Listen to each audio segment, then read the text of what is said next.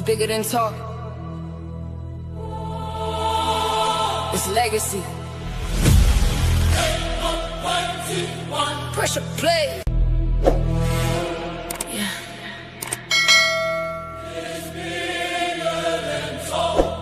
It's bigger than talk.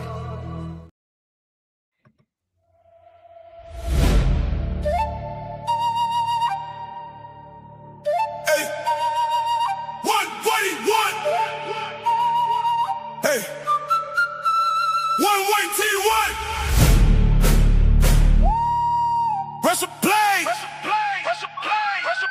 From the Bayou to the turf. So's a plug. You heard? 0181. Pressure play. From the Bayou to the turf. We don't play. So's a plug. Say the name. If it's real game talk, we run the game. I'm the plug in the soul, yeah, I speak for the field. Every take hit hard, yeah, stamped is real. From the mud to the lights, I was built for the pressure. If it's game on the line, I'm the one you can feel. On 1T1, yeah, the code locked in. Every breakdown sharp, no cap, no spin. While they talking for clicks, I'm talking to win. From the Bayou to the turf, we run this again. 0181, pressure play. From the Bayou to the turf, we don't play. So's a plug. Say the name. If it's real game talk, we run the game. Go. Say it with me. 1T1, hey. Say it with me. 1T1, hey. What they want, hey.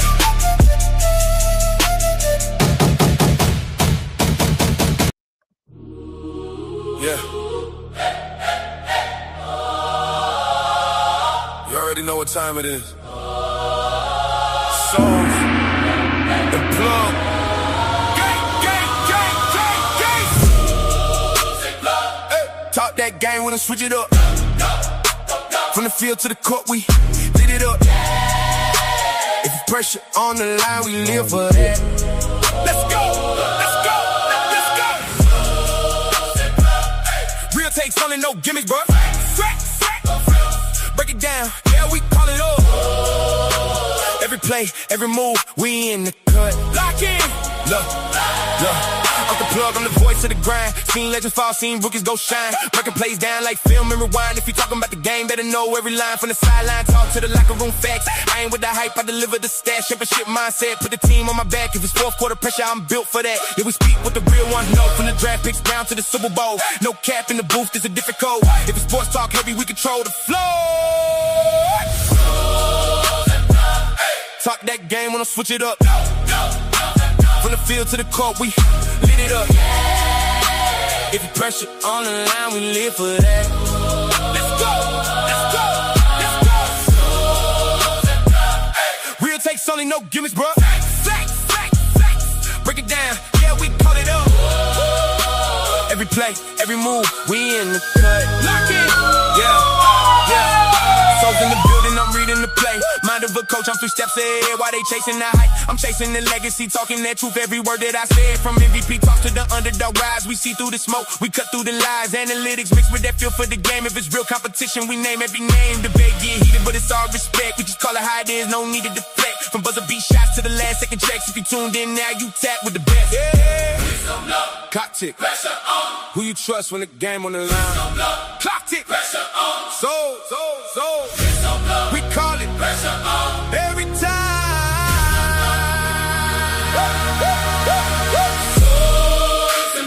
Hey, talk that game when I switch it up. From the field to the court, we lit it up. If it's pressure on the line, we live for that. Let's go. Hey, real takes only, no gimmicks, bro. Facts. Break it down, yeah, we call it up. Every play, every move. Yeah. Yes, sir, man. Yes, sir, man. Look at that, man. Already respect from Dublin, Ireland. He hit the subscribe button. He said that He said that beat is a banger. Hey, we appreciate you. We appreciate you. Shout out to Sko already in the building as usual, man. Appreciate you, Sko. Before we get started today, man, happy Mother's Day to all the beautiful mothers out there, even the bomb baby mamas, man. We appreciate y'all too, man. All those in order, man. Needed this show today, man. It's gonna be a good show today. Happy Mother's Day to all those out there, man. How you doing, Big Plug? Hey, man, I'm good, man. We hanging in there. You dig what I'm saying? Yeah. It's a beautiful Sunday, man. Glad to be here today, my brother. Yes, sir, man. Y'all know what it is. Make sure y'all hit that like button. Make sure y'all subscribe. Y'all have the greatest sports show on Sundays, man. 1181 pressure plays from the Bayou to the Turf. Best sports show on earth. You got your boy Uncle Plug from Uncle Plug TV, and you got myself, Souls of Thought, man. It's already like 30-40 y'all in the building. Make sure you hit that like button. Make sure you subscribe, man. We appreciate all the support. We got some good stuff for y'all today, man. Some good stuff today for y'all. Starting all the way from the WNBA, and we're gonna end off on some beef, man, with Draymond Green and Austin Rivers. So yeah. Pug sent that over. And we got some good stuff too. We got some good news for the hood. You know what I mean? AP, you know what I mean? Baby AP in the building, you know. So yeah. Pressure. So we got some stuff for y'all, man. But y'all know how we do. We start on time. We don't hold y'all up. We're gonna go ahead and get this thing started today, man. We're gonna start off with our first segment of the day called Courtside.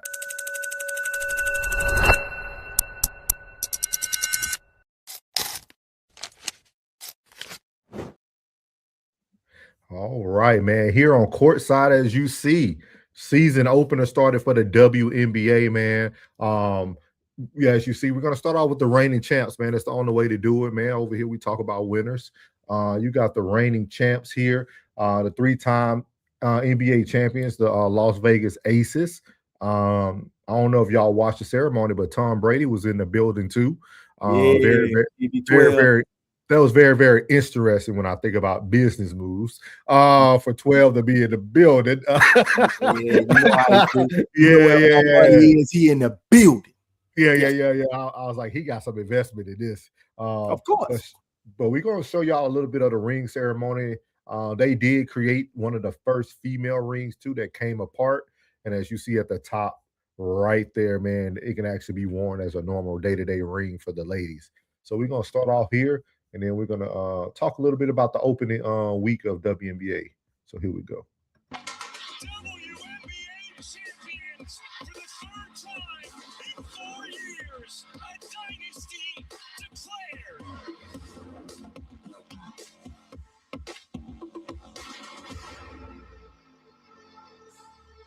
Now, I know you're all looking at it. That's 3 of a kind for the Las Vegas Aces.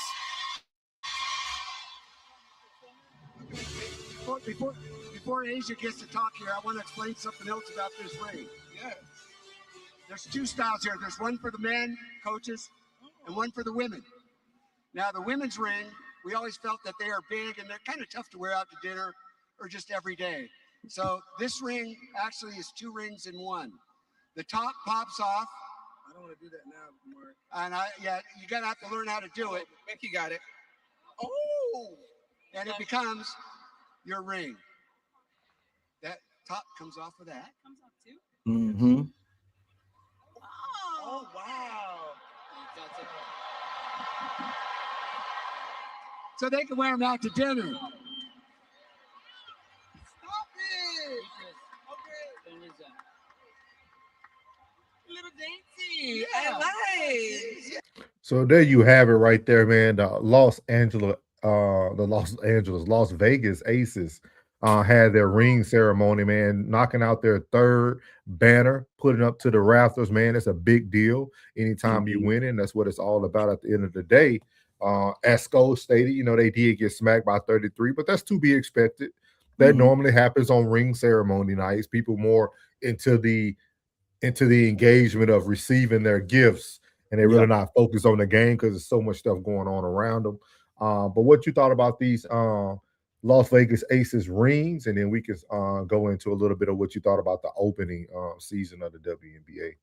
Ironically, you mentioned that TB12 was in the building, and And you say his imprint, it was definitely over this whole situation. Because if you look at the replica of this ring here, you see Brady on there, and that is the Tampa Bay Buccaneers 2020 or 2021 NFL championship ring, and the top actually comes off of it and shows you Raymond James Stadium on the inside. And it's So he created this. Okay. you know, he had a little something maybe to do with it. You feel me? So yes, TB12 is all over that. You know what I mean? And so that team is just destined for greatness if Tom Brady got anything to do with it, especially when they got somebody like Asia Wilson. Yeah. They did get smacked. They got smacked by the Phoenix Mercury. But there was a rematch of last season, so it wasn't expected to be like an easy game. I watched a lot of WNBA yesterday. I don't know how much you got to watch. I know you was at the shop. But I do want to show something. I want to give people their roses. I know sometimes people probably feel like I'm not the biggest fan of her, but Angel Reese did make history in the WNBA yesterday. And I'm not going to overlook her history. She's the fastest WNBA player to 50th career double-doubles. She's the fastest in history. So she's in the history books now. So this is a little bit of the highlights from that game. I want to give her respect. You know, stats are stats. History is history. So shout out to Angel Reese. You know what I mean? So here's a little bit of that. More about off-court behavior than on-court behavior. Yeah. So here's a little bit of their highlights here. Besting Tina Charles. She has settled into this game. A tough first half, but looking good in the second half. Named to the all-defensive team.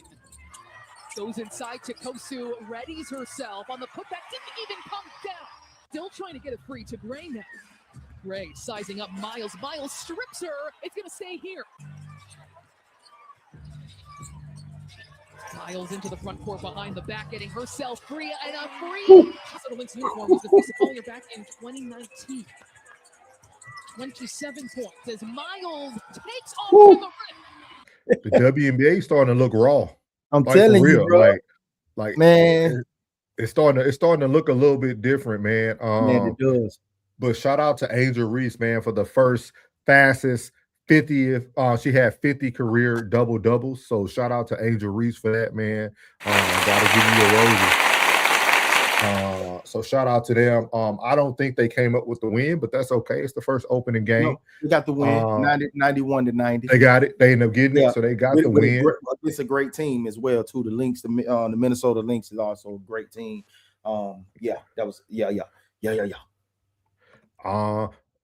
was the right move for her, but Sko, it was the right move for Chicago. So Chicago opened up yesterday with their big three all scoring double-doubles, like literally. Their stats was amazing. I think the move helped both parties.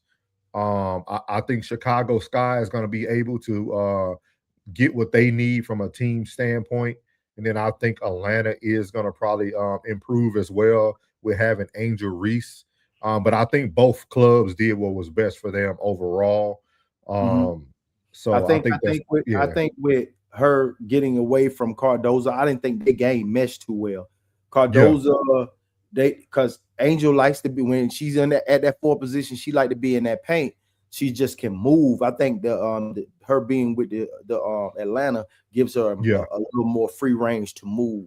You know what I mean? Yeah. And now you don't have to battle against someone. Cardoza is a big, and then true.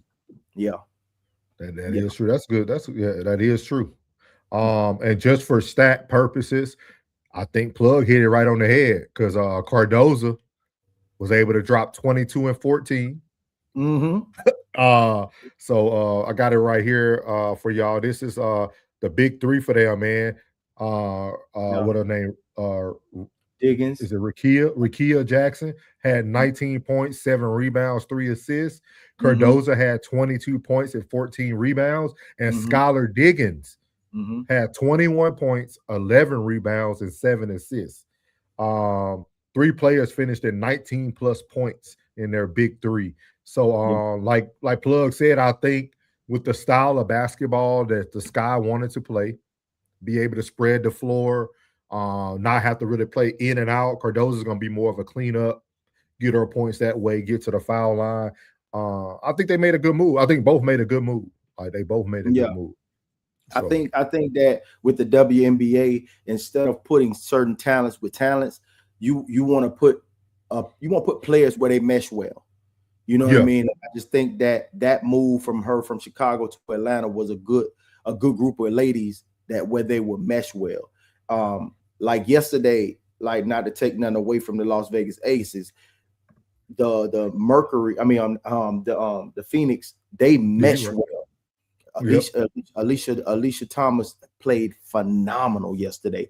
Both sides of the court. She's, in my eyes, big star. She's a big star. So be on the lookout. WNBA, man, y'all don't be sexist, man. Hey, y'all gentlemen, man, tune in, man. If you enjoy NCAA women's college basketball, you will enjoy this year the WNBA, man. So once the NBA is over, the finals is going on June the 3rd. Hey, tap into the WNBA, man. We got something that's gonna take us into the season, man. A little closer to the NFL season. So we got something to watch, y'all. For sure. These ladies, and they are. And we got one more thing for y'all before we get into the NBA playoffs. Our Dallas Wings pulled off the upset against Indiana Fever in Indiana. Caitlin Clark started off super slow. You could tell she was kind of weary about coming off of an injury. Yeah, like she started off very rusty, but you could see about fourth quarter when the game started getting on the line, she had that crossover with the spin move. She was ready. Crazy. Yeah, she was ready. But you know what I want to see though, Plug, from Caitlin Clark this year? Can she be second fiddle, but not in a bad way? Because Mitchell, that black lefty, she got a James Harden type game. Yeah. And she took the game-winning shot. It just went in and out. I wonder, can Caitlin play off of her? With her mental health situation and all the attention that she gets, being that she is a star, she is a superstar in this league already. I don't know, it's the second and third year in the league. Hey, I think that's best for her mental health moving forward, to not take all of the shine and let the weight of the team be on her, so she can play ball, man. She is a baller. I don't care what nobody got to say. Did you see Boston though? Man, Aaliyah is that chick, man. They better get out the way, man. Aaliyah Boston is that chick, man. You know what they breed over there in South Carolina, man. You better come on. No pun intended. No, I see studs as in ballers. No, not that. You so stupid. Boston look, and see that's why I said, because I was watching the game yesterday, and Indiana could have pulled away if Caitlin would have let them play. Yeah. You just be on the court, be a decoy, be a distraction. Let Boston and Mitchell go to work. Like, just let them work. And then when you get your open looks, take them. But don't be forcing the game. Like, she started forcing the game in the fourth quarter. I ain't like it. Like, I really didn't like it. That's a coaching decision. And that coach got to be willing to let her do that, because once the pressure's off of her and she can get to play ball, she can get to raining like she's supposed to. If you think about it, when they put a lot of that pressure on Steph Curry, that's when Clay got a chance to shine, man. So let the team shine. You know what I mean? It doesn't have to be. But plus, she's not even shooting the same. She's not landing the same on the leg. She's kind of like, if you watched her, like, if you're gonna come out there, this is like football, right? If you get off your injury and you come to play, you got to come full speed. Like you can't think about, that's a mental thing. You can't think about that injury. Her shot was a little off. She was doing a lot of like different landings. Yeah. So this is the ending of the game. And just to let y'all know,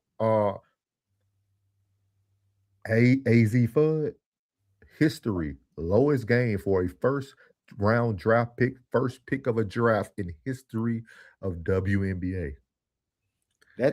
Those speculations, man, that people throw around about her and Paige, those speculations, man, really do. Like y'all gotta we ourselves, although we are a part of the sports media now, and we Yeah. also have to be mindful of these young ladies and their mental health as well. Because I know it's men's mental health, but right now, we gotta be mindful of things we say because these are young ladies. These are little girls, that's becoming women. So at the end of the day, is it a double standard? Yes, it's a double standard. It's definitely a double standard. We got to look at it from a big brother's point of view, and from when we give our opinions, it's only from a big brother's point of view or uncle point of view.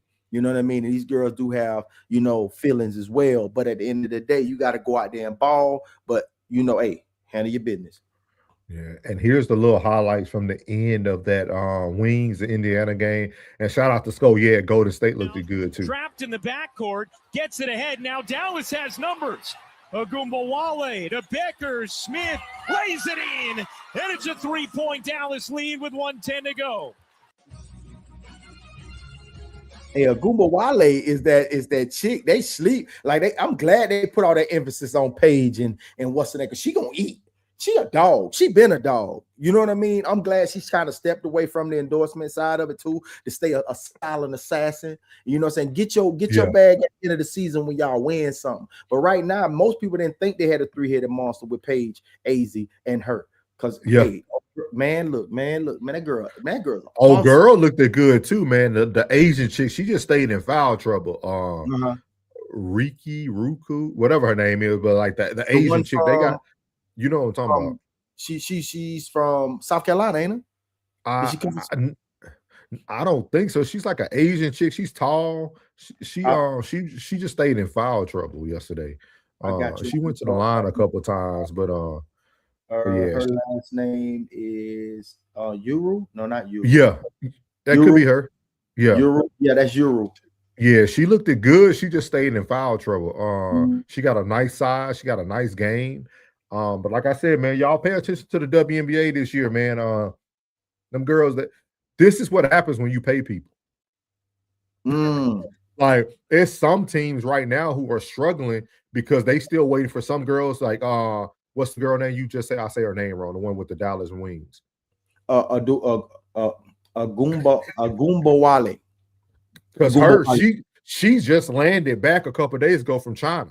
Like, so a lot of these girls they're coming from overseas, and some of them are still playing. Like they were talking about the Mercury. The Mercury didn't even have their whole team. No. So I think with this money being paid and these Jackie Young was one of the top first people, Agent Zero out there in Vegas. She was one of the top people to get the first paycheck. I think y'all will start seeing better basketball because now they're able to stay home. They can keep their body right. I think we're gonna see some great basketball. Yeah, it's gonna be some good basketball because a lot of these girls that was coming out of college this year and last year, and the ones that are on the way, these girls been waiting to play these girls. They've been wanting to get them on the floor. They've been trying they want to get some get back from when these past tournaments. You know what I'm saying? The ones that's like 4 or 5 years in the league, payback. Yeah, they want to put on. It's gonna be good. And we're going to stay courtside here. We ain't going to play no video for this. We're just going to talk to y'all about the NBA playoffs, man. I want to make a statement first because me and Plug was right. They're winning, but we were right when we talked to Classic about stars. And we kept telling everybody OKC has a great team. And we're watching it and shout out to JJ Redick. He must watch our show. He didn't use Bronny, but he used Marcus Smart to play Shea Gilgeous 94 feet the whole game. And doing a hell of a job. Yeah, he's doing a great job. And like the Lakers are right there. The Lakers if they would have had Luka, the Lakers it'll be a tie series right now. Luka would have been the difference. Can I give you my theory? Yeah, go ahead. Luka was not ever going to come back for this. Because whether he helped, if he doesn't play, then it's all on LeBron. And if he comes back and helps LeBron win, it's all about LeBron's legacy, not him. He was never going to come back. I've been watching sports for long. How long you been watching sports? 3 decades? Yeah. I never heard of a degree of a hamstring pull. Man, they just pull that. They just pull that out the yang, man. I got a wide receiver who was known for every time he left, other than that collarbone injury, he had a hamstring pull. And brother, I'm just saying, I ain't never heard of no degree of a hamstring pull. None. I'm telling y'all, man. He was not coming back. Let's see what happened here. So the Cavaliers pulled out a win against the Pistons. Yep. James Harden went back to the old James Harden. The coach told him, stop be who you are. Be who you are. James took it over. You know, Donovan Mitchell did the dirty work at the beginning. You win by James Harden, you will die by James Harden. But I don't care what nobody say. James Harden, James, I'm sorry. Kobe told you before I did, you will not win a championship the way you play. It just is what it is, my boy. It is what it is, my boy. I know this game.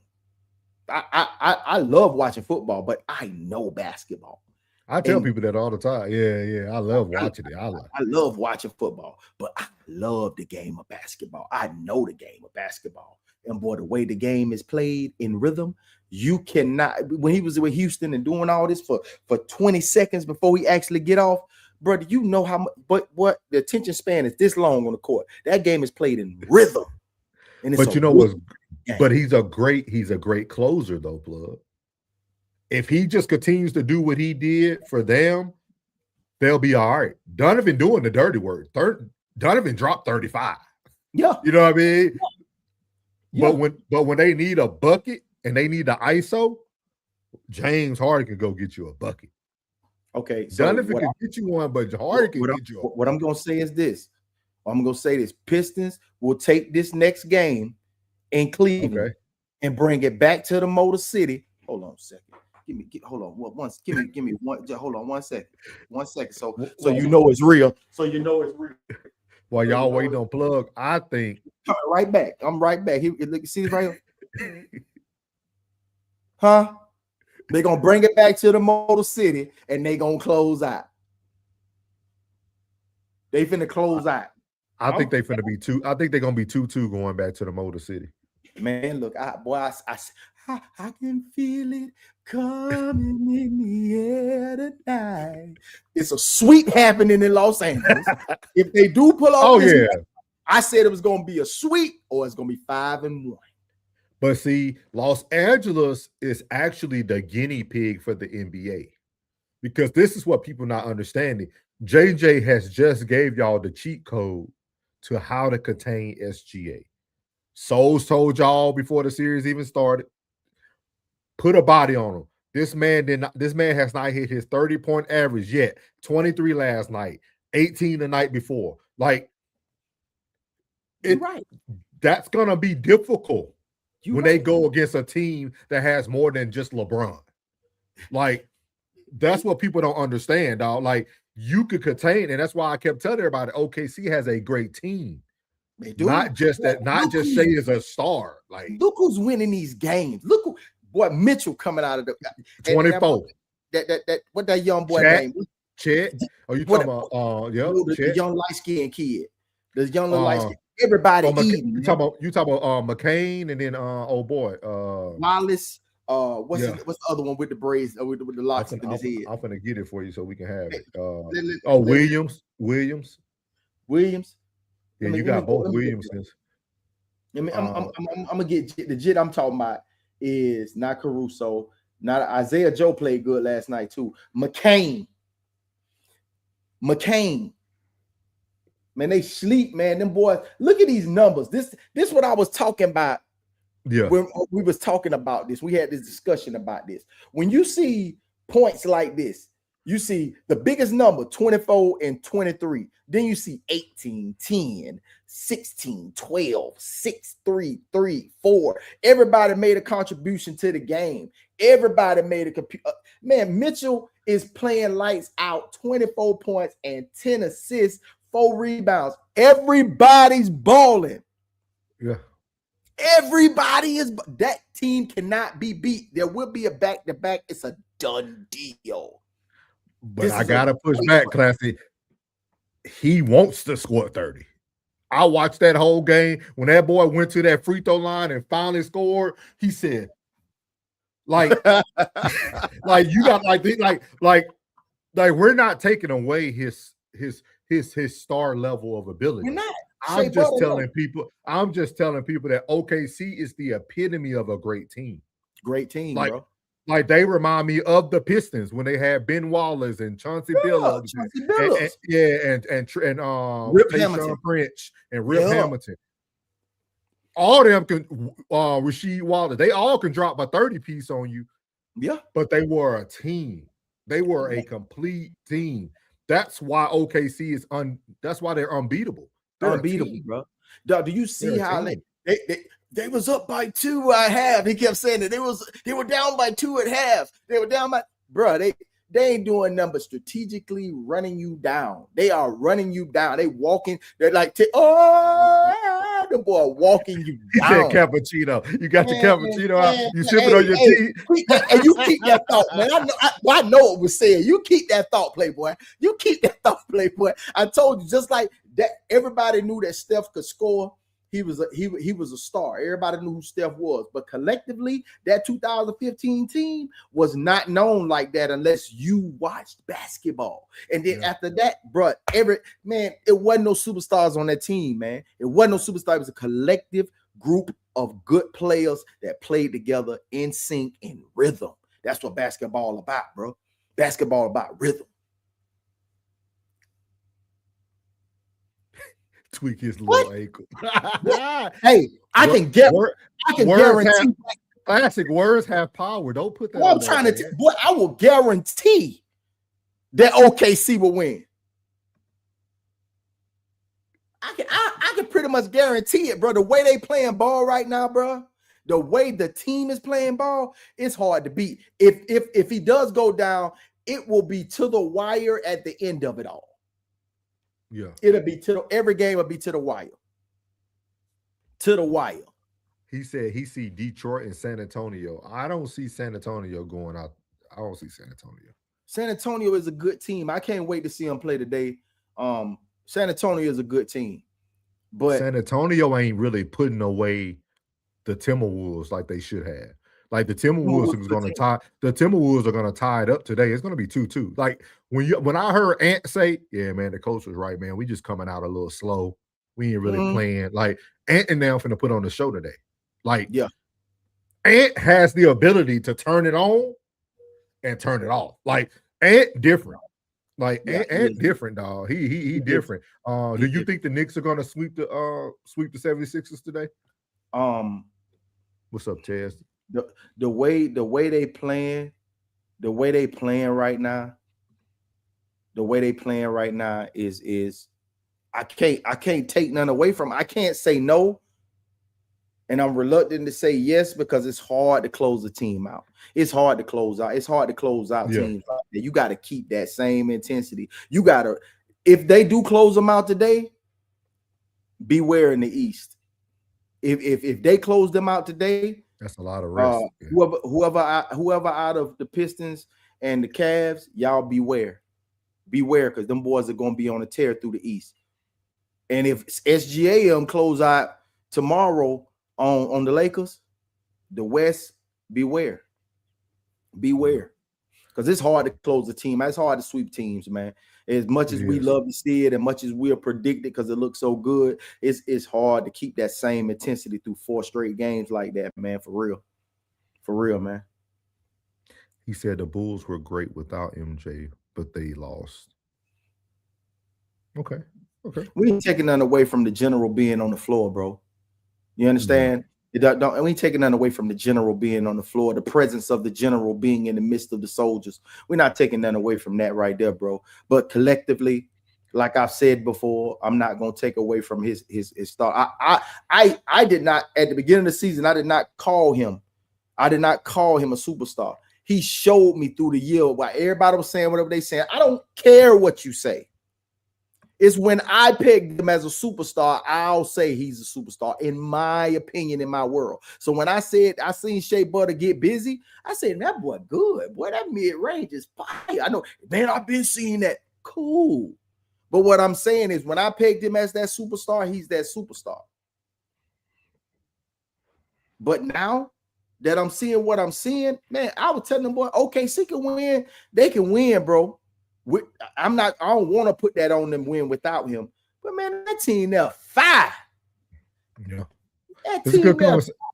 It's definitely a good conversation, man. We'll keep it going. We'll be able to keep following it. But I will say they are playing him correctly. Lakers just don't have enough firepower to take advantage of him not averaging 30.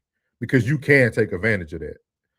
Man. Like you can take advantage of that. Yeah, you can. But at the end of the day, just like he said, no 100% Tatum, Boston gone. I think that ain't why they gone. That ain't why they gone. He threw off the whole chemistry. They was playing just fine without him. It ain't even just that like that year when Kyrie came over to Boston, they got hurt. They went further without him than with him. Man, Jaylen Brown is a dog, bro. He a dog, bro. People on the Boston Celtics don't know their role. Like people on OKC know their role. Like Boston, when I'm watching Pritchard take shots in the fourth quarter instead of Brown, when I'm watching, like you got to know your role. That's all that is. They don't respect Brown the way they respect Tatum. That's all that is.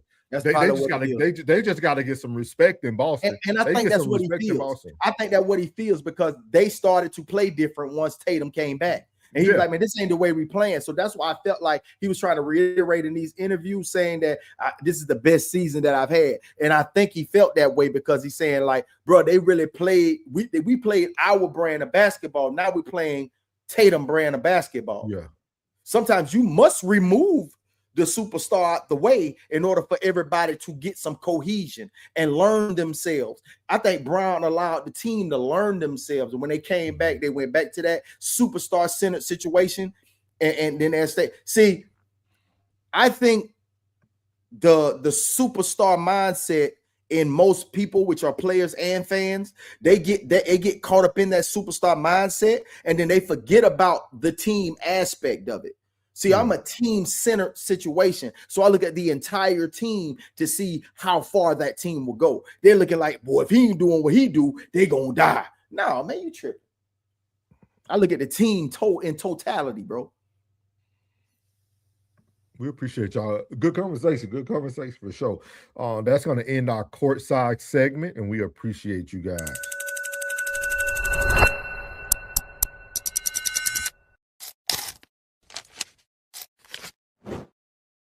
So shout out to the courtside segment, man. We were able to chop it up on the WNBA and the NBA, but now we finna go to some on the field talk.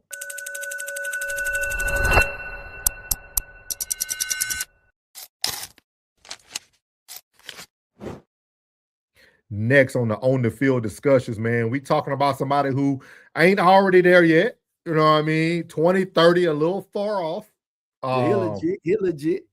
I have a different opinion. I'm sure me and Plug are finna see this two on a different world. I'm telling y'all right now. But it's gonna make for a good conversation. We're about to show you guys AP, Adrian Peterson Jr., the class of 2030. He's already getting offers. He's already getting offers from Miami, all these big schools. He's 6'1". He in the 8th grade.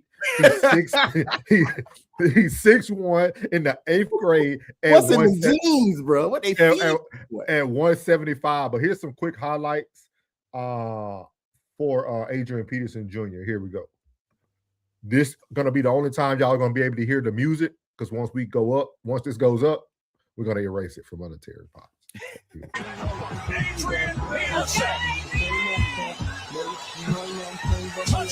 Can't stop, try see my name on the blimp. Guarantee me and shells full of level up. You don't believe I'm all the world, double up. We don't play around, it's your bet, lay it down. Didn't know me 91, bet they know me now. I'm the young Harlem with the Goldie sound. Can't no PG. Hold me down, cooler, school me to the game. Now I know me do.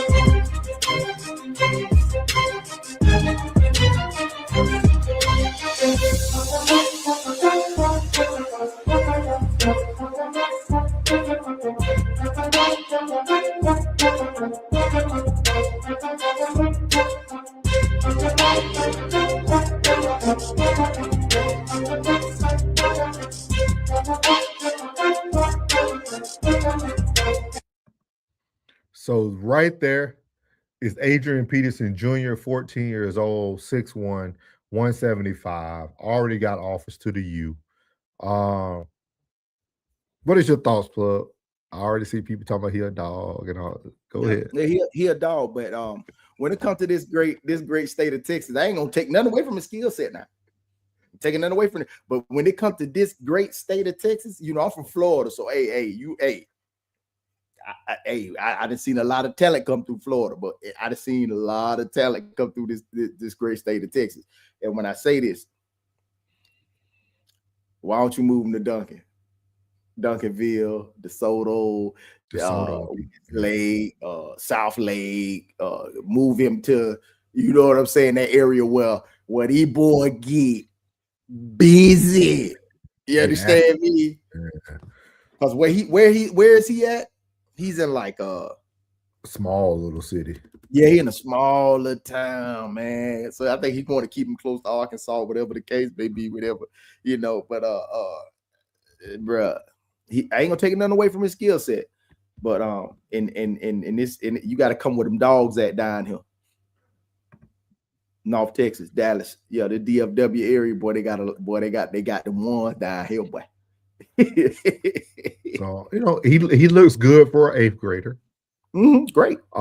He comes from a lineage of success. His dad was a dog, so of course he's gonna look like a dog against eighth graders who don't even understand the concept of football. But I will tell you this: he will not be a running back. No, he's a wide receiver. Adrian Peterson was 6'1", 220 in the NFL. Yeah. So he's already 6'1", 175. So it's a good chance he's gonna go be a receiver, as you've seen on the clips. He probably gonna be 8th grade, 6'1". He got about 10 more years of spurt. Like he 6'4", 6'5", possibly. And then if he got the build to hold the weight like his dad, 6'5", 220. Y'all know he also the fastest kid in high school right now. Ran a 10.7 in the 100 this year. I mean, he has the traits, right? So I think he's a great athlete. I can't get hyped over the high school film. At 14, you kind of can. It's dangerous, though. It's dangerous because this is what makes the NIL so dangerous. Yeah. Because all he has to do is stay healthy. The boy getting the bags. He coming from money now. But he coming from money now. Yeah. You know, and then y'all know why he played well. His dad whooped him. So that's a good thing. Oh, bloody. Say that before. BTAAP. Classic down here. He said he a dog. He a dog for 8th grade for sure. Classic trolling down here. Said from what I see, the kid is just on a great. The kid is on a great team. They all D1. They can do it without this guy. They can. He is a team. Hey, class, I agree with you. In middle school, he is a team member. He is a team member. Don't get excited for a little ninja out the borderline college. Hey, class, I'm keeping it even kill. You see me? He got selective hearing. He got selective hearing, man. Yeah.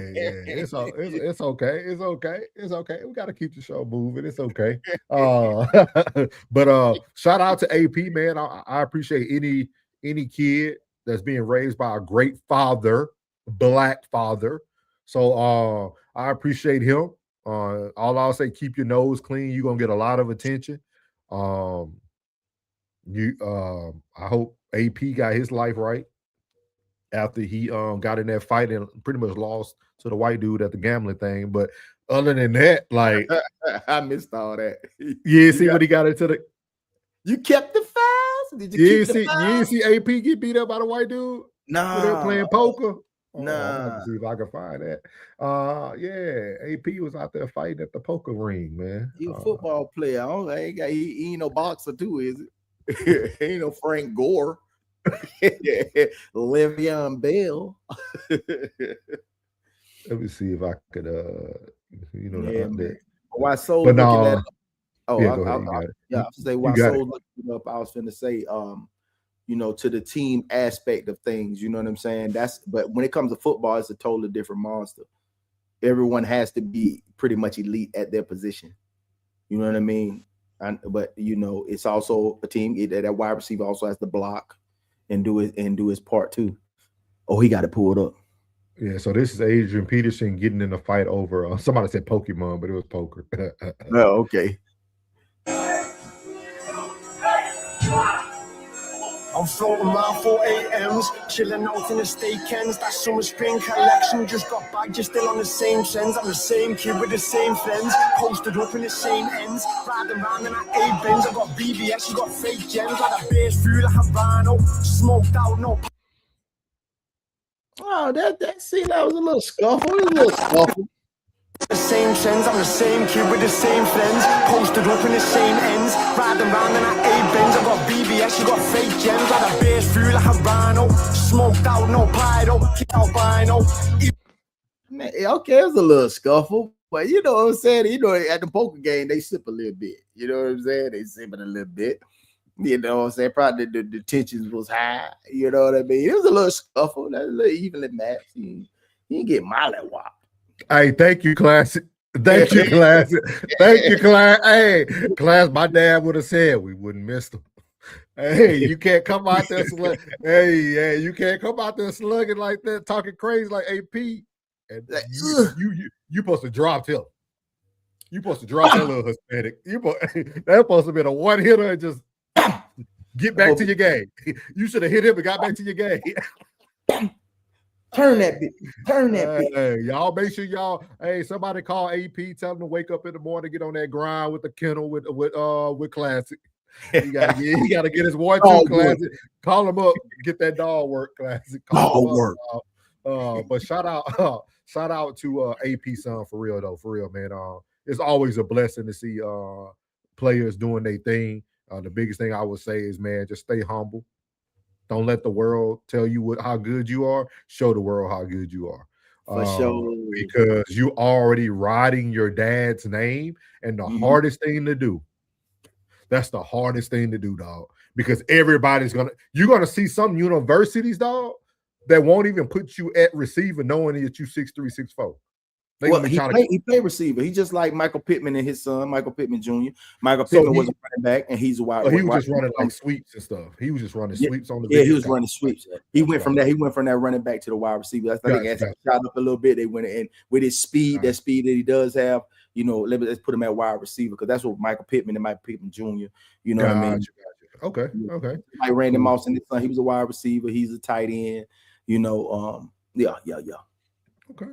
Well, that's been our on the field talk, man. Shout out to AP and his son, man.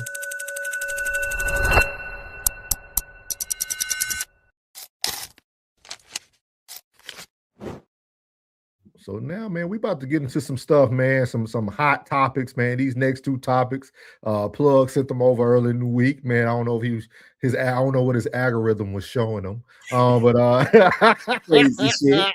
In my opinion, you know what I mean, my popular opinion. I don't know what his algorithm was showing him, but it looked like his algorithm wanted to be messy this week. So we're gonna be going over and we're gonna do some locker room talk for these last 2 segments. Here we go.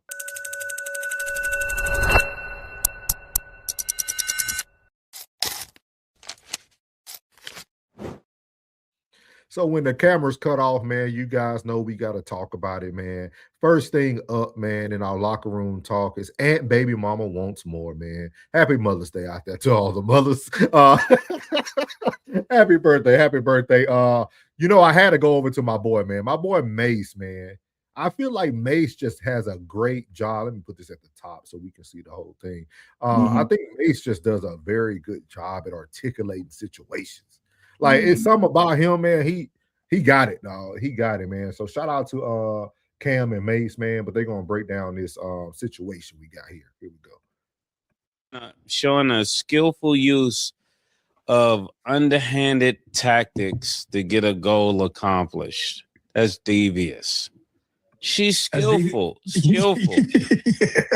being skillful at underhanded tactics. to get the goal you desire. That's what it means to be devious.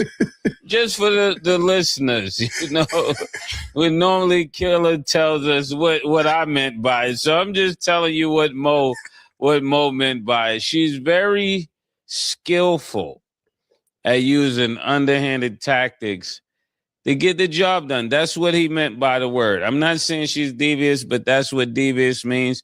But I would say this. He did give her the $1 million up front. I thought that was a generous gesture, especially if both of you agree, because I'm not sure if both of you agree, but if they both agreed that this person didn't want to be in this situation, and he should be responsible to do something with the child. But if he wasn't going to be with the child, he did send the money, because I think that's the conversation we're having. Now, I know to raise a child, you have to be present and all of that, but she's not asking for time. She's asking for cash. She's not asking is he's available after the playoffs to come see the child. She's asking, is there more money somewhere? And I think that wasn't the goal, because once you gave the $1 million, I think the way that works, you got to sign off and say, you know what, that these situations are taken care of from now to 18 years old. Everything is taken care of. That's why it was tallied, it was calculated, and he sent the money.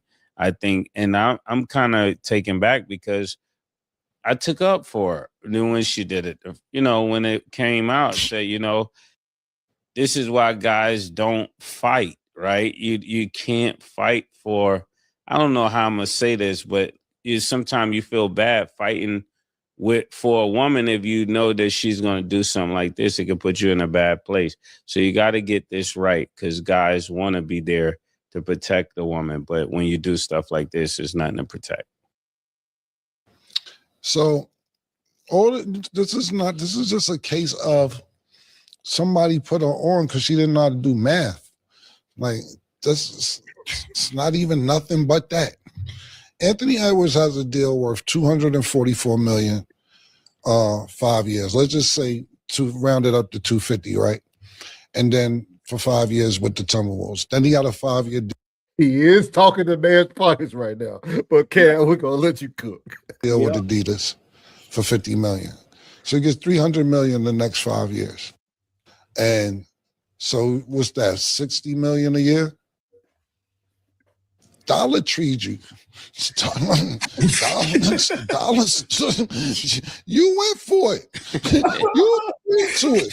Nobody forced you to. Million, bet. I was like, yeah. Because that's only 5 years. He's going to make $1 billion before it's all said done. Nigga, like 24, 25. Nigga, dollar stored you. Don't get mad at him because you agreed to go to take the money for the dollar store. He makes $60 million a year for the next 5, and he dollar stores you. Now you like, somebody was like, yo, you stupid. How you gonna, why would you take $1 million when that nigga getting, you know, girl will sit there like, no, I was just thinking for the baby. Put on. Yeah. It's too late. You agree. Man make $60 million a year.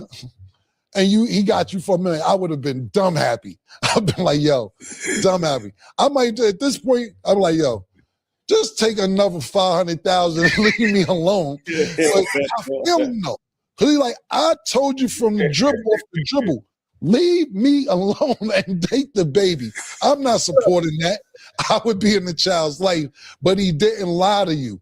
This niggas is sitting here and tell you they coming to get their kid and don't show up for 4 years. Yeah, tell you he in LA and he in the next door. Yeah. Now the part that got me more mad about anything is now you want to put me in jail. The reason I say put me in jail, she said he committed perjury. You go to jail for that if you lie under oath. So, man, shout out to Cam and Maze, dog. Shout out to Cam and Maze, man. Shout out to Flood for the story, because I was not on top of this at all. So shout out for Flood for the story, man. What is your thoughts on this, man? Anthony Edwards, and she's also the baby mother of Baby, right? Little Baby. So she's getting monthly child support from him. Yeah, B-dub-B's, man. B's with babies. You know what I'm saying? Like, we covered this from the get green when he first gave her the bread. Yeah. I told her, boy, hey, about a couple years, she gonna be dead broke. Because I'm telling you, trying to live a lifestyle. You didn't want nothing to do with that man. You just wanted to suck that man's pockets dry. And Adidas paid that ransom for him anyway. No pressure. Nothing out my pocket. You's a goofy. That's what you deserve. You getting exactly what you deserve. When you playing, the man say he ain't want nothing to do with it. You should have did what you was supposed to do. And now you gonna summon him back for more money? No, you want to stay in LA. You want to stay in California, period. Anywhere in California, from the north to the south, Cal. You that is not where you should be with $1 million. You should be somewhere low key, ducked off. You should have went somewhere like Alabama, Mississippi, even Georgia. You should have went to Georgia, the South Georgia. Should have went somewhere close by where he from, Atlanta, a little lower, Macon or something like that. You know what I'm saying? So you could live great with that money that you got. But no, you want to live high on the hog, and guess what? That's what you get. Somebody got her out of her money too, because after you sent this over to me, I did a little research, and it looks like she initially invested into like a trucking business, and the business failed. So like probably another dude she was fooling with on the side got her head built up like, hey baby, we can flip these trucks, blah blah blah, and she lost that. And then so they said the rest of it she just spent. So and $1 million's not a lot. $1 million's not a lot. Like that told me a lot about her character. Just like kind of like what Cam said, like $1 million is not a lot. Yeah, but it's a lot for a baby. It's a lot of Gerber. It's a lot of hugs. Yeah. If it was only for the baby, yeah. If it was only for the baby, it'll be straight. Yeah. You know, why you put that money in the trust? See, you mishandled your funds. Why you put that money in the trust? Why you put that money somewhere where it could have incurred? You could have went somewhere and lived off $100K for an entire year. You know what I'm saying? You could live off $100K, and then a $900,000 could have been sent somewhere else, but you chose otherwise. Choose wisely, act accordingly. Or you could have just did what most women do. That's a very healthy percentage of success. Just went to child support court with them. You could have told Aunt no, and let the judge sort it out. Because I'm gonna tell you this: how men getting raped over the head right now. Could you imagine a judge watching a man saying he don't want to be a part of the child's life and offering money? Yeah. That judge would have gave you about $250,000, $300,000 a year. Easy work. Man, he gave her 18 years. At that rate that they was talking about, that was 18 years in one walk. That even if it's 20, if you're talking about 25,000 a year, 25,000 a month, equals, which is ridiculous money to be living a lifestyle. Like if you is really crazy, like you really don't want to work at all. Now, if you're gonna be a single mother, then you need to do what a single mother, normal single mothers do. You know what I mean? So you want to sit back. You talking about 25,000 a month? That's $300K a year. This is a very good point by Jen, though. She said they both put a price tag on a child. The effects will not be seen until the child comprehends that what was done. Diabolical. That's a bar. Yeah, for real. Yeah, that baby is gonna grow up like my daddy didn't want me. Happy Mother's Day, Jen. Happy Mother's Day. Yeah. Tell it. That's crazy. That is crazy. I ain't think about it that way. Yeah, man. That's wild. That's wild business. That's wild business. You know what I'm talking about? And bro, and it's not Anthony's fault, because he made how he felt very clear to the world what be hidden behind the walls. You know what I'm saying? In a world that's not publicized, this happens a lot. Them B-dub-B's. We can't lump them in with the mothers or the single mothers. You know what I'm talking about? So hey, at the end of the day, you got exactly now when that $1 million sounded good. I'm finna get $1 million. Yeah, for 18 years, goofball. You got everything you deserve, little mama. That is true. Backfire. That is very true, man. Man, that's crazy work. Shout out to Aunt, man. Little baby still dealing with her. So you know he'll be taken care of for the long term. But shout out, man. Shout out to her, man. She got the initial bag she wanted. And it didn't pan out the way she wanted it to pan out. She said, thank you for the happy Mother's Day. Happy Mother's any ladies watching as well. Appreciate y'all for what you do. And we're going to stay on the locker room, man. And we're going to end the show off with this last topic of the afternoon, man. Austin Rivers and Draymond Green beef, man. This is going to be a great conversation. We're going to listen to both of them. Draymond said his side. Austin said his side. So we're gonna let it run. I think it's a good conversation to have. And just let Austin Rivers is on a tear right now. Just to let y'all know. Yeah, he really is. Yeah, don't bring up his name. He might show up. Here we go.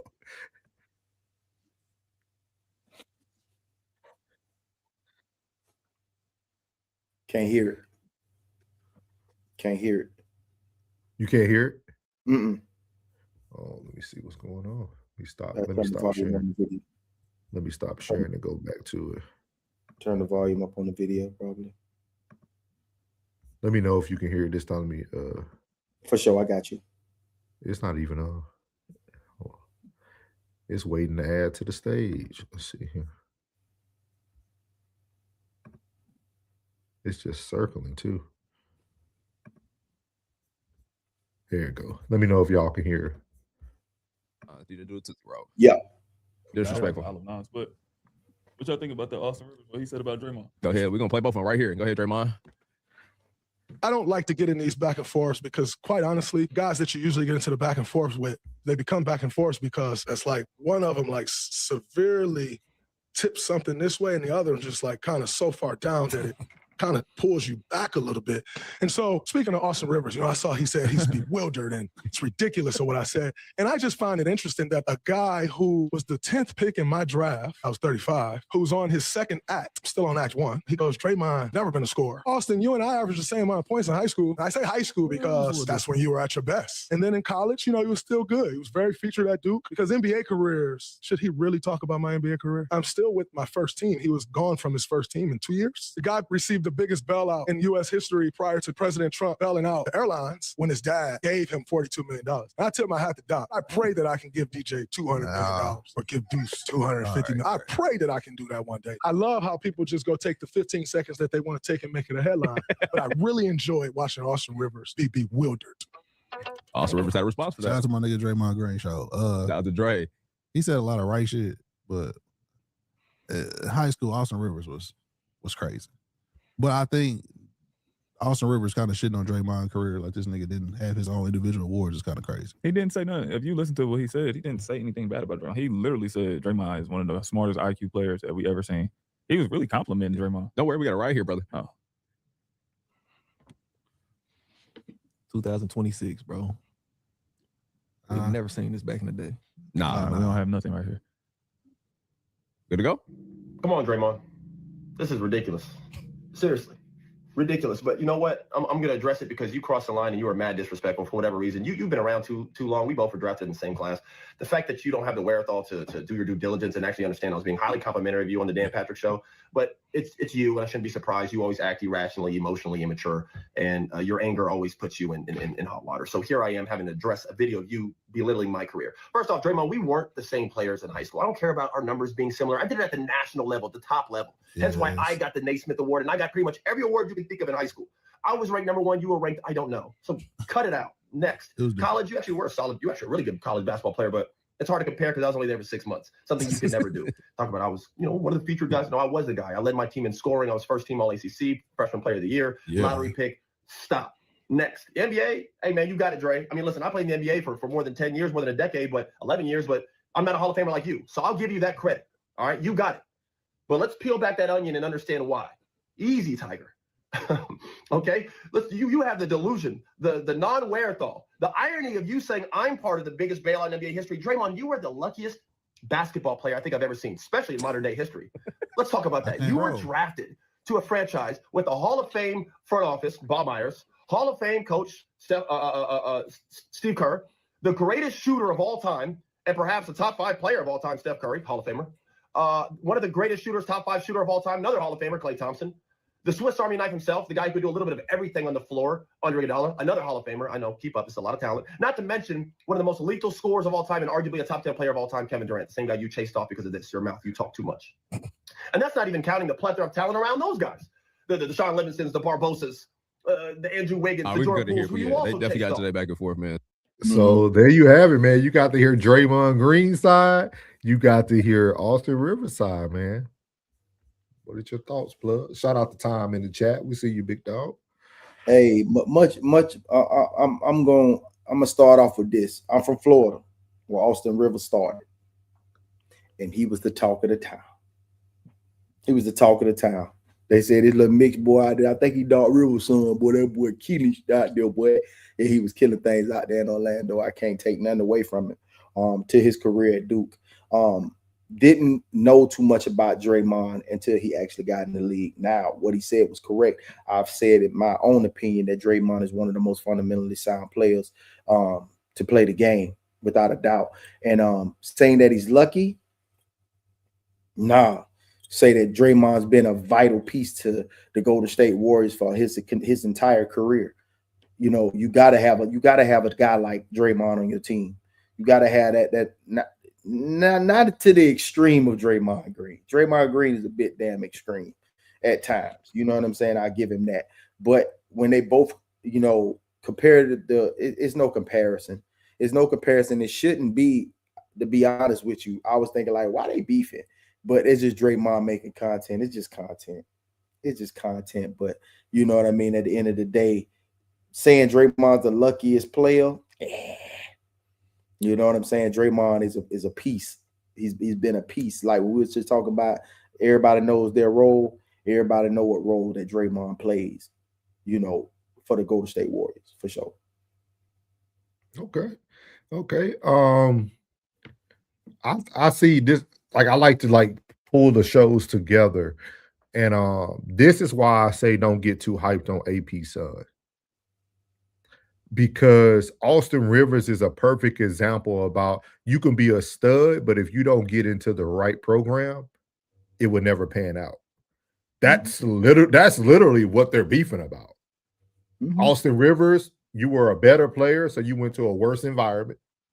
Draymond, you were a decent college player. You went to a better environment, and you got to grow in your better environment. Austin Rivers got shipped out everywhere he went because he was no longer the Duke product that they seen. And that's really all this stuff is. Like, that's why I always tell people, like, sometimes it's all about the product of your environment, right? Nobody was talking about SGA. He didn't start with OKC. Started with the Clippers, didn't he? Like, if the Clippers never got rid of him, we would know nothing about SGA. We would never seen SGA game develop. We would see none of that. Like, we wouldn't see any of it. It's all about where you get to build your foundation. Another one, nobody was talking about Maxey. Maxey built his career after SGA left. Like, all these things, like, they're both good players. It's just that one of you got the better end of the stick because who drafted him? Who? SGA. I want to say I thought it was the Clippers. Let me see here. SGA first team.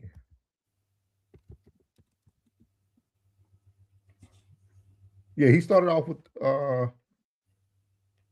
I want to say he started off the Clippers, yeah. With the Clippers. Yeah, he started out with the Clippers. With the Clippers. Yeah, because Paul George did a whole little segment of why SGA didn't remain. And like, see, everybody used to chase down PG. Everybody's like, it's all about where you land.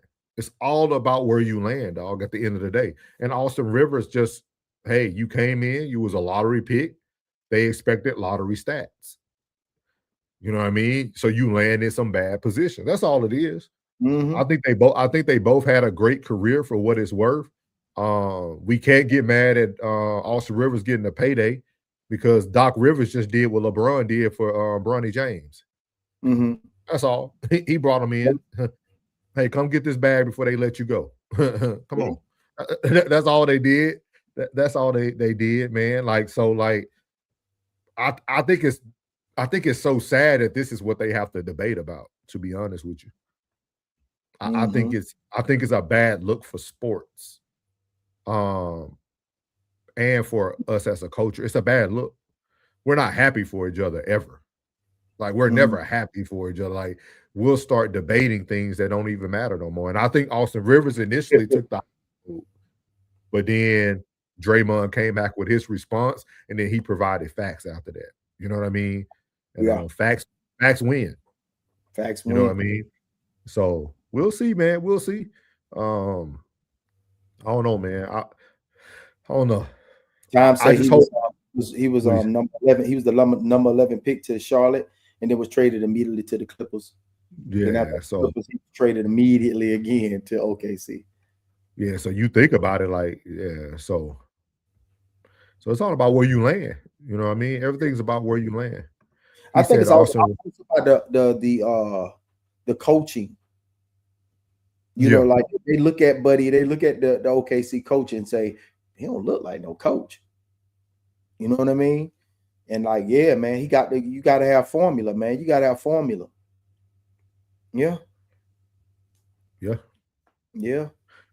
Shout out to Tony Armstrong, man. Shout out. Make sure you follow both channels, man. You currently on I don't know which one you're currently watching on, but whichever one you're not, we got Souls of Thought, and then you got Uncle Plug and Uncle Plug TV.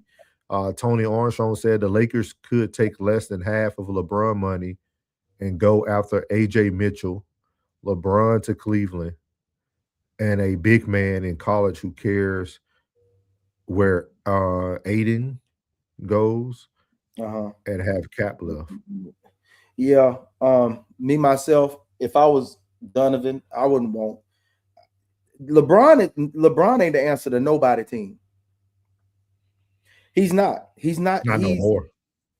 He's not the answer to anybody's team. If it's 5 years ago, I'd have said anywhere LeBron lands, automatic playoffs, deep in the playoffs. That those days are over with, man. If anybody, I don't know what everybody's missing. Like the perfect recipe, perfect recipe was the 2015 Golden State Warriors. You got to put a collective group of good players together that makes each other, that hold each other accountable and play better. That's it, man. Everybody want to move around all these superstars and thinking that they're gonna make this team better. Man, look, man, you're gonna have a Harden effect all over again. I don't care what y'all talking about. Man, you gotta have a good team, bro. I'm telling you, all that don't work. It don't work like that, man. If that was the case, then Luka, who supposed to be, they say that's the best thing in the world. Then why Dallas didn't win the Super? Why they didn't win the championship? Why he been to the final so many times and only came out with 4 of them? But why? that was the whole Luka trade was all ego based. Yeah, that was just two men. I don't think it was that. I'm gonna be honest with you, bro. Go ahead. Yeah, man. If you talking basketball with basketball guys like a Michael Finley sent back here, who was the advisor to this man, his right hand man. Man, that man know what it take to make a team, man. Everybody be talking about these superstars, man. If that was the case, then why every time a superstar lands somewhere, it should be a championship. Yeah, but I look at Luka. I think the only reason I say I think it's an ego thing is because if they would have just sat down and have a man-to-man conversation with him, hey man, we need, like, literally not in the public eye, not people showing videos of them taking a beer out of his hand, like literally taking him from when they lost the finals. You sit down with that man and you let him know, like, hey, bro, we think we can build this franchise around you. Hey, what you, Kyrie, and the young talent was able to do, we think we can go all the way next year. But we need you to come back this spring or whatever for summer camp, and we need you to be this weight. And if you can't do that, we got to let you go. Because he went to the Lakers and he dropped the weight, but it still didn't stop him from being injured. So, like, at the end of the day, it's like, I think it's one of those things that let's just have the conversation. Let's be men, because, again, Luka is just not going to win because of the places he's falling. You see what I mean? He's going to be in another Austin Rivers boat. Great talent, but if you don't put him around the right people, he's never going to improve. So having that LeBron James effect where most of his money takes up the cap. Yeah. You got to have an eye for talent. You got to have an eye for talent, and you have to have a good coaching. You have to have a good coach, man. Coaching is everything, man. Coaching is everything, man. Yeah. Coaching is everything. When you got the right coach with the right people, things like that transpire. Things like that. I wish I knew the OKC's coach, his what tree he comes from under, because he's doing a wonderful job over there. Just like the Milwaukee Bucks coach that took them to the finals, and the Denver Nuggets coach prior to this coach, what his name, Mark Maloney. I wish I knew what his coaching tree was as well, because these guys took, everybody got a superstar on their team. You know what I mean? This, that, and the third, whatever the case may be. It's like the KD effect. It's like the LeBron effect. Now it's going to be the Luka effect. It's going to be the same thing. We Anthony Edwards have truly became a star off a dunk. It's like a OBJ effect. You know what I'm saying? Off a dunk. Not to say the boy ain't fire, he ain't pressure on the court, but they just thrust him into if he wanted to be the face of the league, he would have said it. He would have said it, my brother. Most people say what they say, bro. They say what they say. They want to center it around a player. You got to have good players that's going to fall into a system with great coaching, man. That's what basketball is about, bro. But it's not even about, it's easy to be a great coach when you have egoless people. Yes. Like when you think about OKC, that coach is great because he doesn't have to fight with all the egos. Like the Williams and all them boys understand their role. They're not fighting ego. They're not looking at like, oh, he cares more about SGA than us. Like when you start thinking about great teams, that's where Denver messed up. When they started letting Jokic ego overrule the coach, that's why they're in the place they're in. These coaches, I look at sports this way. If you made it to the highest level of your business, you're a great coach. Great coach. You just need the right people that are willing to run your program. That's all it's about at the end of the day. Like you think about, oh boy, it's a perfect example of the black coach that won with LeBron at Cleveland. Mike Brown. Look at him now. It don't matter where Mike Brown go. He wins because he puts teams together and he understands how to do it. Yeah. See, people thought Doc Rivers was the same after the Lob City, but he wasn't. Doc Rivers just had a lot of great talent in every program he went to. So that's why I try to explain to people is like, no, we just got too many egos. You got to build a team with a star and a bunch of great players who have no ego. Yeah, I'm gonna go and say this, man, and I'm gonna say, hey, bro, hey, man, that LeBron over with, bro. Y'all, that LeBron is over with, bro. I appreciate this, man. But he said, love the show. Rich Paul is the person controlling where LeBron go. I see LeBron in Washington with AD. Wizards just got the #1 draft pick. Bron doesn't have to carry the heavy load like past years. Appreciate you, Tyler. I appreciate you coming in, man. I appreciate you liking the show. I don't know about that thought process, but I appreciate you liking the show. What's up, Cardo? Hey, I want to say this. Hey, man, go ahead and let this be your last year. You know what I mean, bro? And focus on your youngest son. Who? You know what I'm saying? LeBron. It's over. Oh, no, LeBron for the state. LeBron for the state because that's the only way Bryce gonna be able to. He gonna be the first person in history. LeBron's trying to make history, guys. He's not worried about winning no more.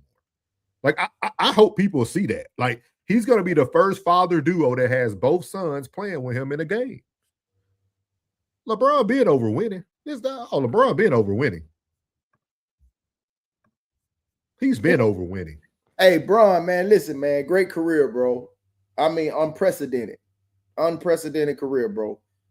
Hey, man, go ahead and get your flower, boy. Time to get them flowers, bro. Time to get them flowers. You ain't gonna get the recognition you deserve until it's over for you, brother.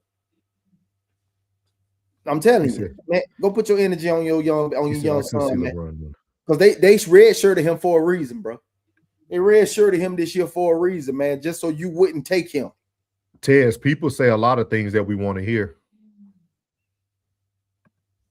A person that's worrying about winning would never told the Lakers to draft Bronny James.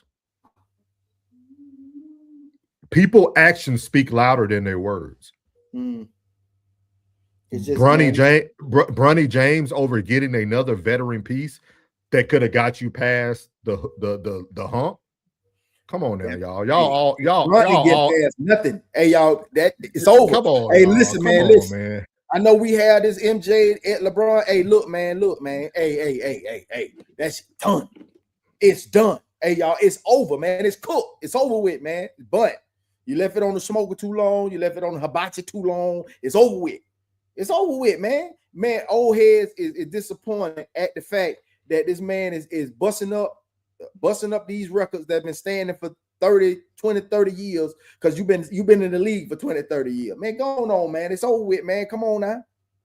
It's over with. I don't want to hear that shit no more, man. I don't hear that shit no more, man. That LeBron shit over with, man. It's cooked. It's over with, man. That pool is over with. You ain't doing but fucking up salary cap, bro. Get out the way, man. Get out the way, man. And Tony Armstrong, man, we got to stop this too, though.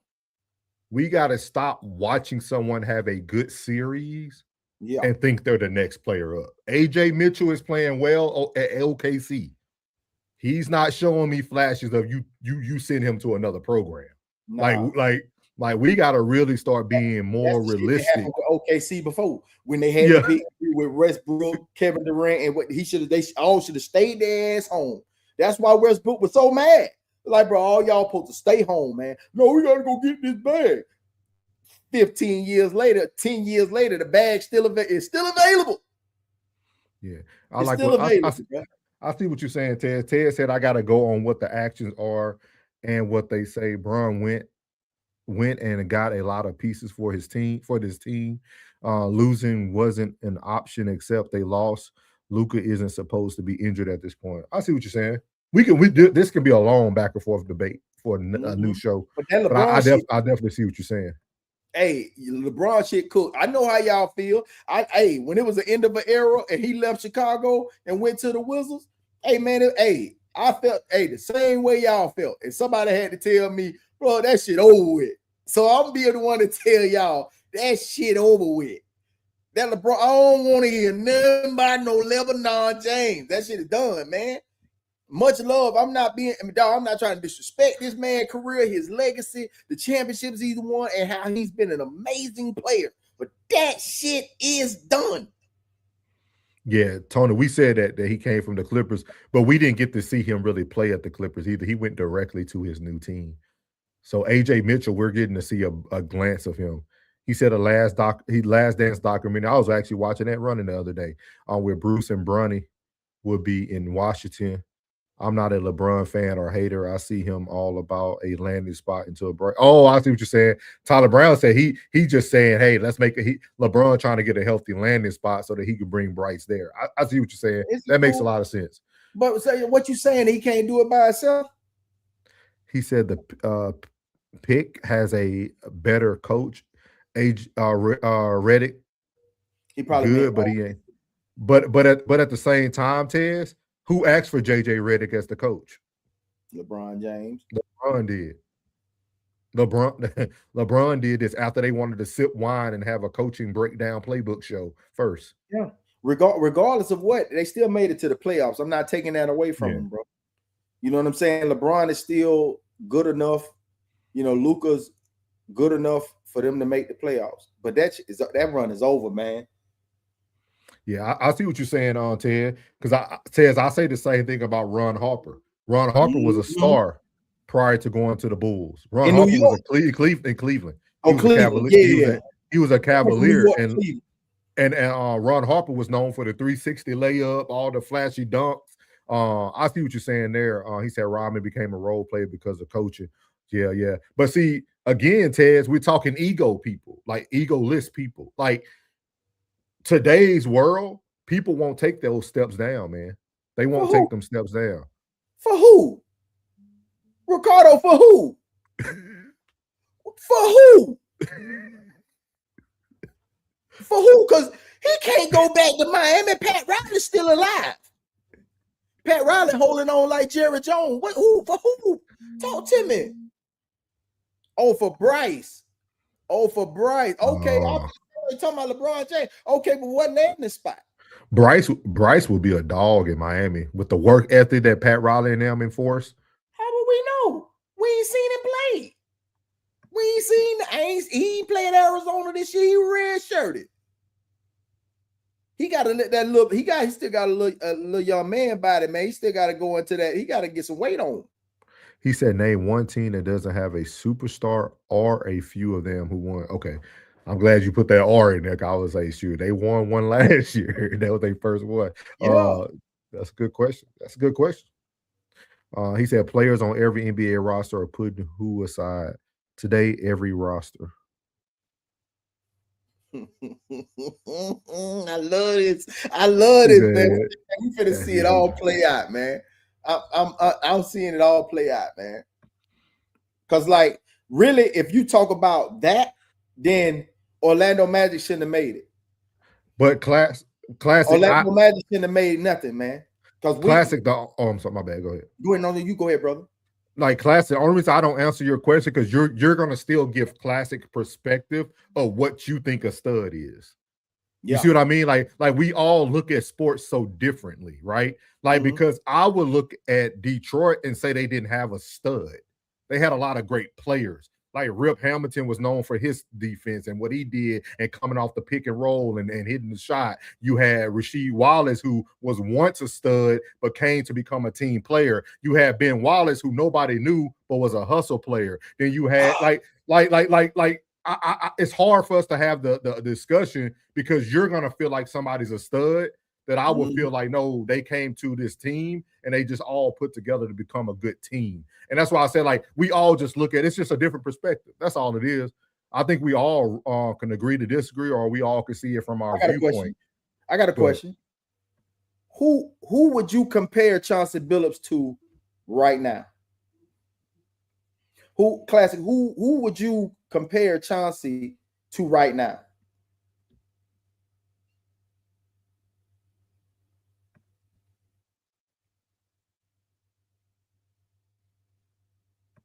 Because that was just a great team together, man. Chauncey Billups, he had the green light. Damian Lillard, no championship. So, in my opinion, when you say that stud actually makes the team better. Would you agree with that? Jalen Brunson? Thank you. What's up, B Brand? B Brand said basketball is a team sport. It is a collection of players that can play the best role for the team according to what the team needs. He said Clay. He said Clay. Question Clay mark. ain't got Clay ain't. Chauncey Billups. Every single championship team is a great team, but they will not win a title without a stud. Yeah, I hear you. That's why I said I think it's all perspective, right? It's all about how we look at sports. That's all I'm saying. You could be right, and you might be right to 50% of people. I might be right to another 50% people. I just think it's all. Go ahead. When the Rockets won, it was Kenny Smith, Robert Ory, Keem Olajuwon, and Akeem will be considered a stud. The stud.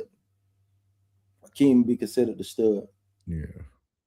So when the San Antonio Spurs won it, Ginobili, Tony Parker, Tim Duncan. Tim Duncan was the stud, huh? To me, Detroit always had a team. Even when you go back to Isaiah Thomas, when you go back to Lambeer, like to me, Detroit is like the perfect city. When you want to think about who had a team, we can consider Isaiah a stud because the world put him on the forefront. Kind of like, for instance, right? They don't have a championship, but everybody used to talk about Reggie Miller for the Indiana Pacers.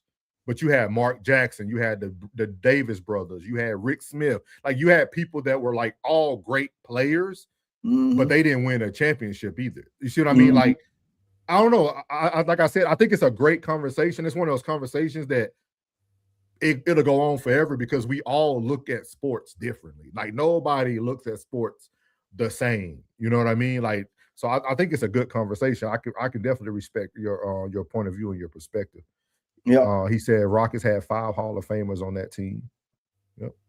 And a lot of them would even consider Hall of Famers, Tez, because of what they did when they left the Rockets. Mm-hmm.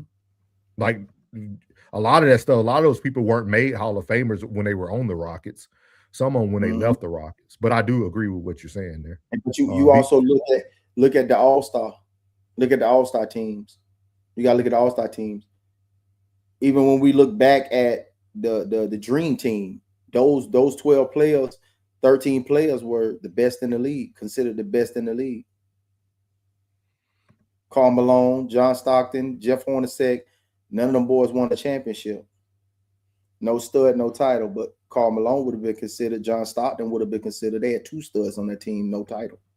If class that we would never have sports conversations if there was no such thing as a perspective in sports. Mm-hmm. That's literally what everybody is. That's literally what everybody's debating in the sport world. It's their perspective. Nobody's really focusing on their stats or nothing. People argue their perspectives when they're talking about sports. Like nobody on TV. There's no when Cam Newton getting mad at Kirk Cousins for making checks. Like that's his perspective. Another team thinks he's a great piece. You see what I mean? Like so, it's all sports. Sports debate is nothing but perspective. Until you start talking about who won how many championships. Yeah. But then we still call people Hall of Famers who have no rings. Mm-hmm. So that's a huge perspective, right? That's a huge perspective. You never got to the peak, but we still say you one of the greatest. Mm-hmm. And some of them were just great for an era. Some was just great for yeah. We'll talk about this next week for the show, man, because it kind of goes back to what Dion was arguing about, right? How they need to change the Hall of Fame induction for NFL. Like we're just starting to let everybody in. Like I think that's why we have these type of conversations in sports because everybody looks at it differently, man. So we appreciate all y'all opinion, man. Yeah. They just trying to put. You know what I'm saying? They try to keep the media going. So every year we got to put somebody in the Hall of Fame. Every time, like, for real?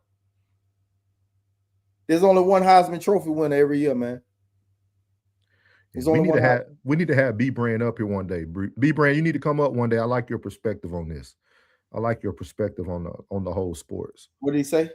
He said what we are witnessing now in today's game isn't real basketball, it's entertainment. But the tricks on the NBA, because the pure essence of the game at its best is entertaining. I agree. Now, that's what I told y'all. Everything has changed. The NBA, the National Basketball Association, was a sport. The National Football League was a sport. Today, it's the league and the association.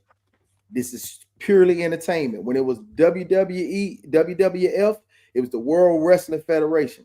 Now it's WWE. It's just entertainment, baby. Even though back then on WWF, it was just entertainment. But understand this, that this is only entertainment. You know what? A lot of this will be solved. B Brand, I put in the chat, how old are you? I think age also dictates sports conversations. Like, I think, especially like for myself, like, being the baby of the family and having older siblings, I was forced to watch a lot of sports that other kids probably didn't watch. See, yep, I knew it. Mm-hmm. It makes sense. Appreciate you, B Brand. That's really what it comes down to.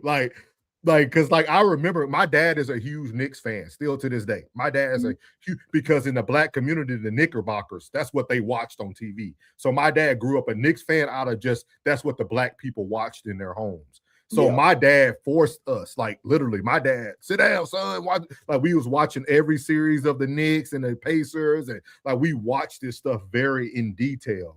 And like as a kid, I still have very vivid memories of watching teams that like played throughout those times, even though I was young. And these are the late 80s, early 90s.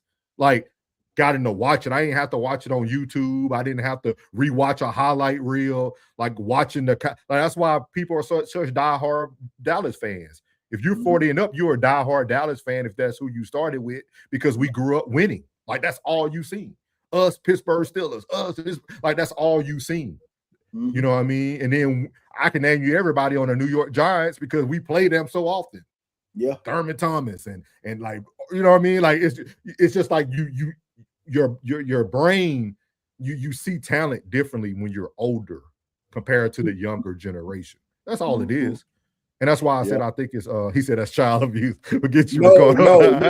me being raised the Buck fan was child abuse. All right. So when you see me raise my flag right now, you gotta salute me, bro. Because I've been here for a long time. That's child abuse, bro. That's Stockholm syndrome. I've been here a long time with these orange memories.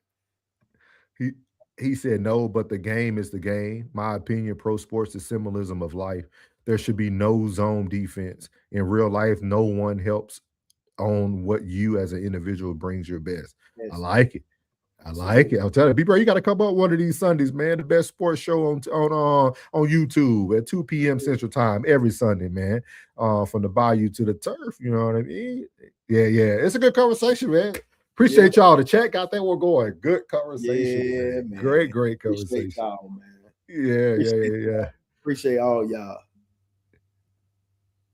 Go get the best coach on the planet. Go get the best coach on the planet. Give them 12 guys who buy into the system with no studs, and they will lose. It's not true. Can I ask you a question, Classic? And this is where I'm going to end it, and I promise I'm going to end it right here. Who's truly the stud for San Antonio? Because this also lets me know how people think about sports. Because if we naming people studs after 1 or 2 decent seasons in the NBA, that's not a stud. We'll see. Because they're going to say.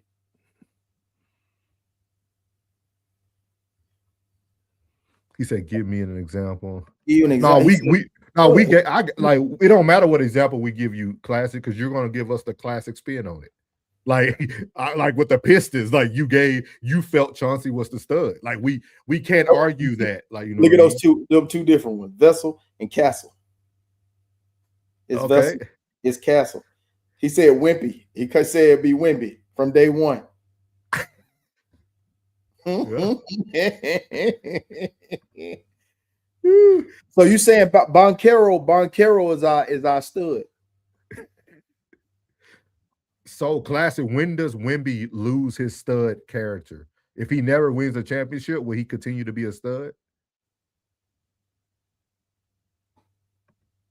See, he showed up. He said Wemby can only be Wemby because of B-Brand. I feel you, big dog. That's what I said. This is all perspective. He said Orlando is ass. You ain't lying. We made the playoffs though. Classic, who's your basketball team? Who's Classic? I would hope it's the Bulls. I would hope it's the Bulls. Classic, who is your basketball team? I don't think he ever I know who your football team is, but I don't know who your basketball team. He said Orlando isn't winning anything. Wemby is a part of the agenda too. He's no. Hey, B-Brand, I agree with you, but people gonna call me crazy, B-Brand. So I don't get on the Wemby talk. I'll get on the Wemby talk now. Like, the stud doesn't always win a championship. So why do you use the stud as your barometer of who wins championships? Unless I'm missing what you said earlier in the chat.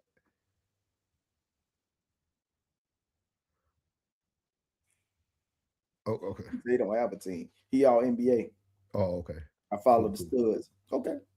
Okay, cool, man. We appreciate y'all, man. It's been a great show, man. Happy Mother's Day to all the mothers out there, man. It's been a beautiful day. Just to give y'all a rundown on what we did today. We started off talking about the Las Vegas Aces opening up, getting another banner, getting a championship ring. We seen the GOAT was present. Brady. Tom Brady was present. They got some new rings. It's super nice. I would tell all the men who are here, make sure y'all tap into the WNBA. It's going to be a great season. I can see it already. Shout out to Angel Reese. Angel Reese is the fastest WNBA player to reach 50 double-doubles in her career. So shout out to her. Shout out to the Chicago Sky, who let her go and also had their first 20-piece for 3-star players in a row. Great. It's gonna be a great WNBA season, y'all. Great WNBA season. I think the WNBA might start battling with the NBA the way we having these conversations. Might be having these. Now, class, I can agree with you this now. Every great WNBA team has a stud.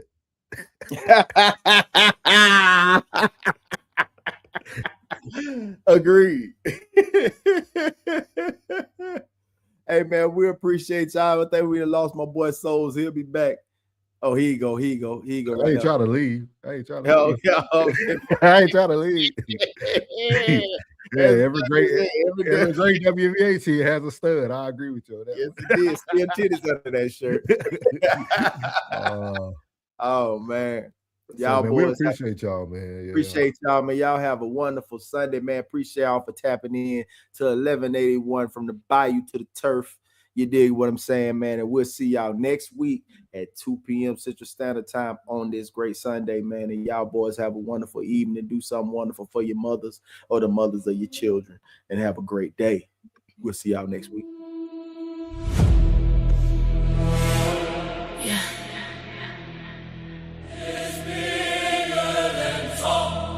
It's bigger than talk. It's legacy.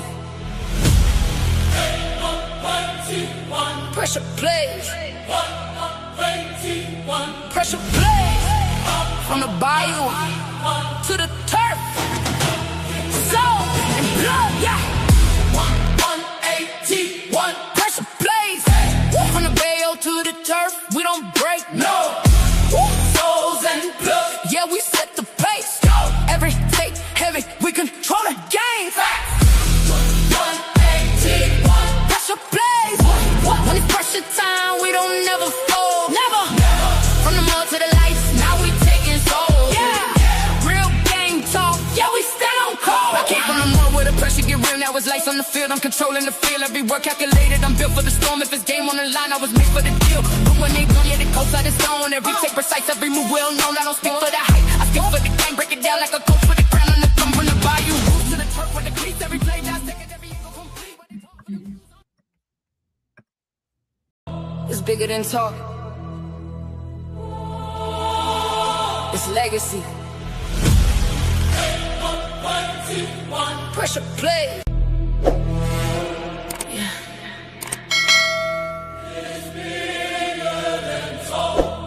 It's bigger than talk.